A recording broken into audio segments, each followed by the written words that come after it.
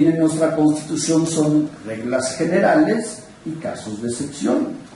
No puede haber antinomias en el propio texto constitucional, por eso no hay la posibilidad de que un enunciado normativo que esté en la Constitución pueda ser contrario a la Constitución. Esa, digamos, es una resolución que la Corte ha reiterado todo el tiempo, ¿no? Entonces, no hay manera de eso, ¿no? No se puede determinar que entonces el artículo 19 de la Constitución sea inconstitucional. Hasta ahí prácticamente todos los ministros de la Corte han estado conformes con ese tipo de respuesta. Segunda pregunta, entonces, ok, si no puede ser inconstitucional, ¿podría ser inconvencional? Y es donde tenemos las dos visiones, ¿no? Bajo el derecho internacional de los derechos humanos, sí, claro, no debiera haber ningún problema en que una norma constitucional sea inconvencional. Y ahí es donde ya se dividió nuestra Corte, ¿no? Algunos por el sí, otros por el no, y ha prevalecido en la actual composición de la Corte el no. El que la Constitución no puede ser sujeta de análisis de inconvencionalidad prácticamente. Una tercera posibilidad que tuvieron los ministros fue decir, bueno, entonces vamos a realizar una interpretación conforme. ¿Qué significa eso? Bueno, que sin decir que es inconstitucional el 19 de la Constitución, sin decir que es inconvencional, simplemente vamos a fijar una forma en la que debe de interpretarse ese 19. Es decir, que está acorde al texto constitucional y todo funciona muy bien, pero la conclusión que se propuso fue, ok, vamos a determinar entonces que bajo esa interpretación que se haga del artículo 19 a la luz del propio primero constitucional y de la propia Convención Americana, pues vamos a decir que en realidad siempre la prisión preventiva debiera ser justificada, ¿no? Claro, es una interpretación muy forzada porque el texto constitucional dice expresamente que el juez deberá imponer prisión preventiva oficiosa. Esa forma de interpretación que se propuso por nuestra Corte en noviembre pasado tampoco alcanzó una mayoría entre los ministros. De tal manera que la resolución de nuestra Corte fue ni puede ser inconstitucional, ni puede ser inconvencional, ni hay forma de interpretarla de otra manera, prevalece tal cual está escrito. Y la única forma de cambiarla, dijo la Corte en esa mayoría, fue pues que el Congreso de la Unión la cambie, nosotros no nos corresponde. Y claro, finalmente lo que sí declararon fue inconstitucional que en una ley secundaria se amplíe el catálogo de delitos de prisión preventiva oficiosa, ¿no? Y ahí quedó, ¿no? ¿Qué sucedió hace un par de semanas? Viene una sentencia de la Corte Interamericana. Es un caso, obviamente, donde dos personas indígenas pidieron un ray en una carretera en Veracruz. Alguien les da un ray, se descompone el coche, quedan ahí varados, llega la policía y que entre que ven que había en el coche encontraron diversos escritos y cuadernos donde hablaban de cuestiones revolucionarias, ¿no? Para no hacerles el cuento largo, los acusaron obviamente de pertenecer a un grupo guerrillero y de terrorismo, ¿no? Y bueno, les imponen prisión preventiva oficiosa, ¿sí? A la postre fueron absueltos, pero estuvieron casi 3 años privados de su libertad con prisión preventiva oficiosa. Y es el caso que llega primero a la Comisión Interamericana y luego a la Corte Interamericana, y es el que resolvió hace un par de semanas.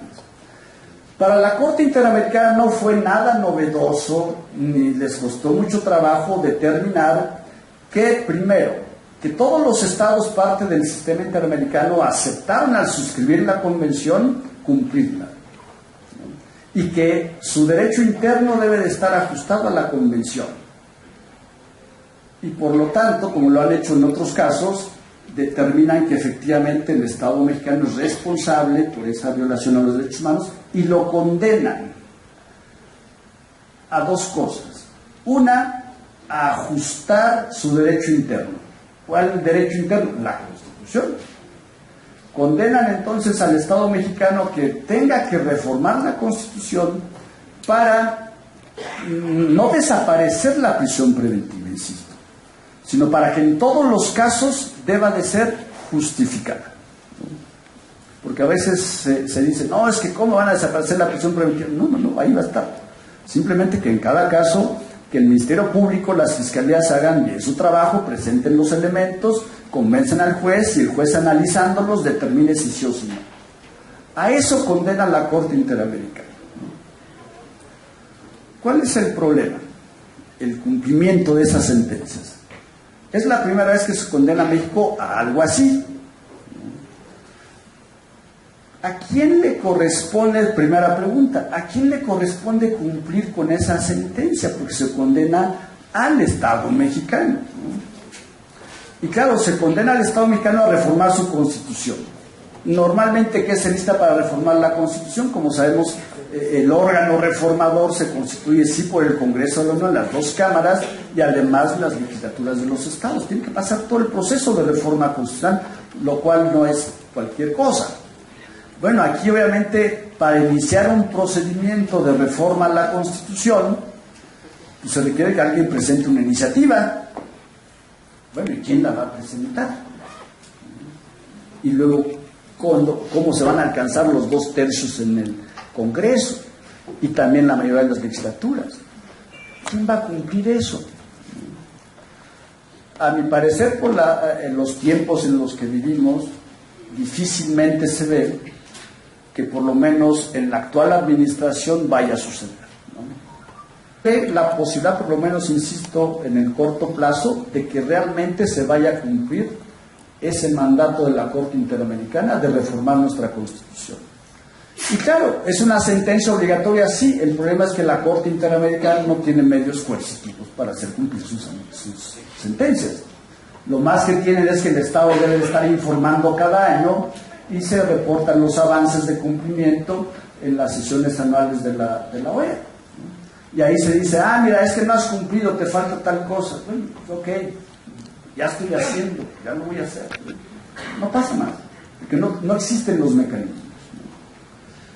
Entonces, hasta ahí pues va a aparecer letra muerta esa sentencia de la Corte Interamericana. ¿Cómo lograr que no? Es decir, mientras eso sucede, porque no tarda en llegar una siguiente sentencia en los mismos términos, pero bueno, mientras se logra reformar la Constitución y acabar con la prisión preventiva oficiosa, ¿qué va a pasar o qué se puede hacer? Y aquí tenemos varias alternativas. Uno es, ¿qué va a hacer nuestra Corte? ¿Qué va a hacer nuestra Suprema Corte? Uno es, ¿cuál es el mecanismo procesal para que la Corte analice eso? Y aquí lo que podemos hacer es pues retomar lo que ha sucedido en el pasado. El famoso caso Radilla fue algo similar, diríamos, una sentencia de la Corte Interamericana donde condena al Estado mexicano para que el Estado mexicano realmente asuma un verdadero control difuso de convencionalidad y constitucionalidad. Que México, por decirlo de paso, es de los países que hemos llegado más tarde a todo el sistema de control difuso, ¿no? En otros países eso ya es cotidiano. En México estamos todavía aprendiendo a hacer control difuso, ¿no? Pero bueno, entonces, en ese entonces se hizo una consulta. El presidente de la Corte tiene la facultad de hacer las famosas consultas al Pleno de la Corte. Y se abren los famosos expedientes varios, ¿no? No es un juicio, es una petición que se le abre un expediente como cualquier otro, ¿no? Y en esa consulta que debe hacer el presidente de la Corte, hoy presidenta de la Corte, pues les debe preguntar a la Corte en pleno qué debieran hacer para cumplir la sentencia de la Corte Interamericana. Porque Núñez del periódico La Voz. Y ahí viene la segunda parte de la sentencia de la Corte Interamericana. Dice, más o menos, porque no lo dice tan claro, que dice, bueno, el verdadero respeto a los derechos humanos no se da solo con que se reconozcan estos en una norma. Es decir, no basta que se llegue a reformar la Constitución, sino que en el día a día los operadores los hagan efectivos.